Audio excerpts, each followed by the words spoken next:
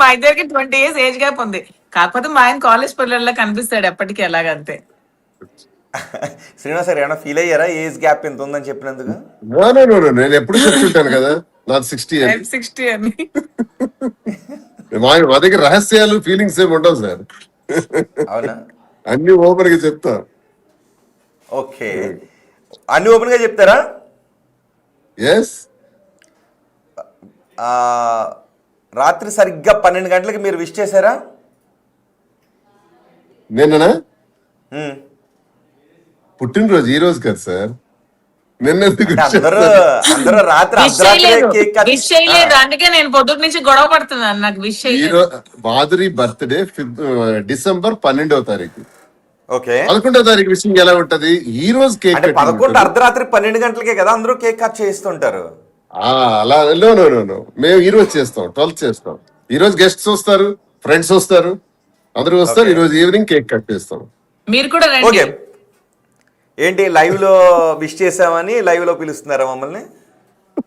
ఇంకా నైట్ కదా పార్టీ, ఇంకా పిలుస్తాం. ఓకే, థ్యాంక్ యూ ఇన్వైట్ చేసినందుకు. అండ్ ఏంటి రాత్రి మీరు ఎక్కడో పార్టీ చేసుకుంటున్నారు, బర్త్డే పార్టీ, అక్కడికి పోలీసులు వచ్చారు, మిమ్మల్ని అరెస్ట్ చేశారంటే వార్తలు వచ్చాయి. ఏంటి, ఏం జరిగింది అసలు? లేదు సార్, యాక్చువల్లీ మేము కూడా మార్నింగ్ లేచేటప్పటికి యూట్యూబ్ లో విపరీతంగా హల్చల్ అవుతుంది వార్త. ఆ వార్త మేము కూడా చూస్తే ఆశ్చర్యపోయాం. ఏంటంటే యాక్చువల్లీ పార్థు అని మా స్నేహితుడు, ఆయన హైదరాబాద్ లో ఒక పెద్ద రియల్ ఎస్టేట్ వానర్ గా ఆయన రియల్ ఎస్టేట్ కి సంబంధించి, ఆయన లేఅవుట్స్ కి సంబంధించి ఒక బిజినెస్ మీట్ పెట్టారు. ఆ బిజినెస్ మీట్ పెండెంట్ అనేటటువంటి ఒక ఫామ్ హౌస్ లో ఏది ఏరియా మైనాబాద్ లో పెట్టారు. పెట్టి చాలా మందికి ఆయన పిలిచారు. అందులో మమ్మల్ని కూడా ఇన్వైట్ చేశారు. చేస్తే ఆయన చేస్తున్నటువంటి ఆ ఫంక్షన్ కి మేము వెళ్ళి కలిసి ఇంచుమించు 9:30కి వెళ్ళామండి. 9:30కి వెళ్ళినప్పుడు ఒక 25-30 మంది వరకు ఉన్నారు. అందరం అలా కూర్చున్నాం, మాట్లాడుకుంటున్నాం.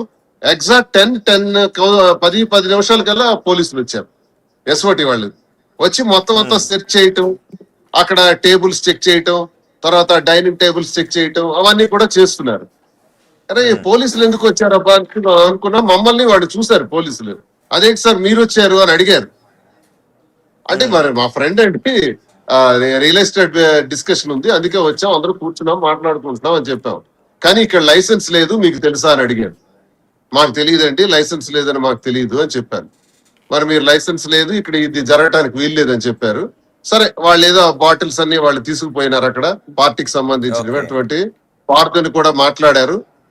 మేము తర్వాత నాకు తెలిసి 10:30 తర్వాత నేను బయటకు వచ్చేసాం సార్, ఇంటికి వచ్చేసాం. ఆ తర్వాత ఏమైంది అన్నది మాకు తెలియదు. ఈ రోజు మార్నింగ్ మీడియాలో చూస్తే మమ్మల్ని అరెస్ట్ చేసేసారని, మేము జైల్లో ఉన్నామని, ఆల్రెడీ లేనిపోని ప్రచారాలని కూడా దుష్ప్రచారాలు చేసేసినారు. అక్కడ ఏదో విదేశీ మద్యం ఉందని, ఏదో హుక్కా ఉందని, అవన్నీ మాకేం తెలుసు సార్. పార్టీకి వెళ్ళాం, పార్టీకి పిలిచారు, పార్టీలో మరి డిన్నర్ చేసేసి బిజినెస్ డిస్కషన్స్ ఏవైతే ఉంటాయో చేసుకొని వచ్చేయాలి. మాకు అక్కడ ఏం మందు పెట్టారు, ఎవరు పెట్టారు, ఎట్టి పెట్టారు, ఆ బ్రాండ్స్ ఏంటి, ఆ హుక్కా ఏంటి మాకెలా తెలుస్తుంది? మాకు ఏం సంబంధం ఉంటది? పైగా నిన్న పుట్టినరోజు అంటున్నారు. పుట్టినరోజు 12వ తారీఖు, December 12. మీరు బాగా గుర్తుంచుకోండి, December 12వ తారీఖు మాధురి పుట్టినరోజు.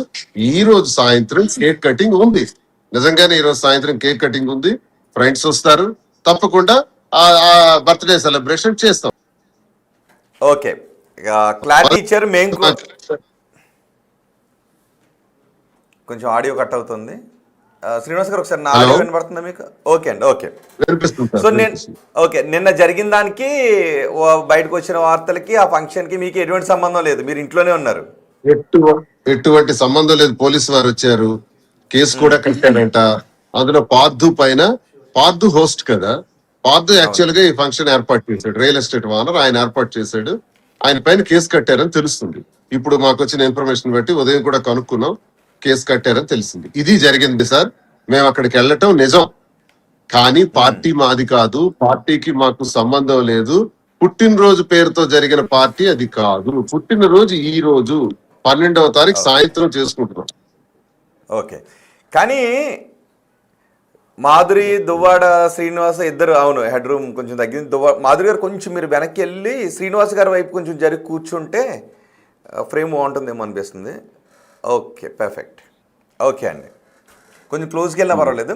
ఓకే, కానీ ఏంటి చాలామంది మీరు అరెస్ట్ అయ్యారన్న తర్వాత మేము కూడా పోలీస్ స్టేషన్కి అడిగి కనుక్కున్నాం, కానీ అది కాదు అని అన్నారు. మార్నింగ్ మాధురి గారు కూడా ఫోన్ చేసాం, ఇది ఫేక్ అని తెలిసింది.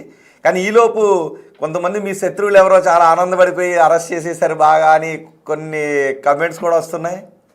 అంటే అంతమంది శత్రువులు ఉన్నారండి మీకు?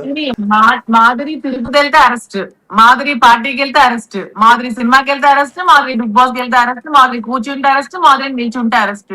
మరి జనాలకి ఎందుకంటే న్యూస్లు లేవో, మాధురి తప్పితే ప్రపంచంలో ఇంకొక మనిషి లేదు. నాకైతే అస్సలు అర్థం కావట్లేదు. ప్రపంచం అంతా ఏదో మాధురి చుట్టే తిరుగుతున్నట్టు. మాధురి కూర్చుంటే తప్పు, నిలబడే తప్పు, మాట్లాడితే తప్పు, చూస్తే తప్పు, తింటే తప్పు. ఇంకా ఈ రోజు అఖండ సినిమాకి కూడా వెళ్తాం, అది తప్పే. అది సినిమాకి వెళ్ళింది, వెళ్ళకూడదు. వెళ్తున్నారు అఖండ సినిమాకి వెళ్తున్నాం సెకండ్ షోకి. వీలైతే అది ఒక కేసు కట్టేసి అరెస్ట్ చేస్తే బెటర్. ఏంటి మరి మీ ప్రత్యర్థి పార్టీ లేదండి, బర్త్డే పార్టీ ఈవినింగ్ పార్టీ చేసుకున్న తర్వాత ఫ్రెండ్స్ అందరూ అఖండ సినిమాకి వెళ్తున్నాం.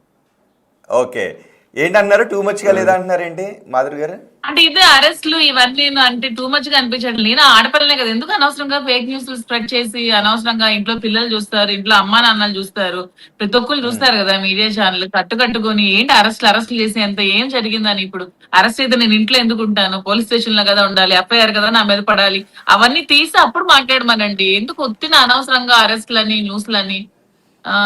ఊరికే నాకు అసలు అయితే ఏం అర్థం కావట్లేదు. ప్రపంచంలో సమస్యలు లేనట్టు, మొత్తం నా మాదిరి చుట్టే తిరుగుతున్నట్టు. ఓకే, అరెస్ట్ కాలేదు, క్లారిటీ ఇచ్చాం. మార్నింగ్ కూడా అదే చెప్పాను, అరెస్ట్ అనే కాదు, మీ బర్త్డే కాదు, పార్దు అనే వ్యక్తి ఇచ్చిన పార్టీకి మీరు వెళ్ళారు అని.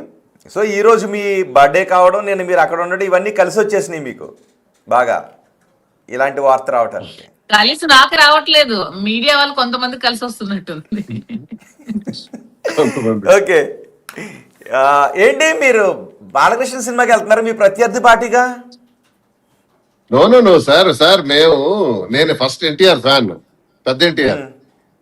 ఓకే, సీనియర్ ఎన్టీఆర్ అంటే మన చాలా చాలా చాలా ఇష్టం. ప్రతిరోజు ఆయన సాంగ్ ఒకటి చూస్తాను, నాకు అంత ఇంట్రెస్ట్ బ్లాక్ అండ్ వైట్ అని. అలాగే మరి రామారావు గారి అబ్బాయిగా బాలయ్య బాబు సినిమాలు కూడా చూస్తాను. జూనియర్ ఎన్టీఆర్ సినిమా అయితే మొదటి రోజే వెళ్తాం.